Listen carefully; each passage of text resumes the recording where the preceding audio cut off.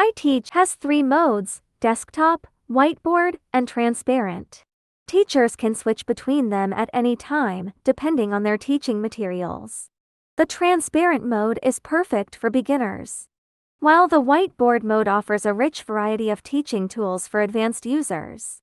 To return to the desktop from whiteboard mode, simply click the Minimize to Desktop button in the Teaching Tools area. This will shrink HiTeach into 2 small buttons that you can move around to avoid obstructing your screen. To return to whiteboard mode from the desktop, just click the Back to Whiteboard button. This gives you quick access to all the powerful interactive functions. If you want to switch to transparent mode from whiteboard mode, click the Transparent Mode button in the Teaching Tools area. The toolbar will float over your presentation or web page, allowing you to easily call up interactive functions at any time.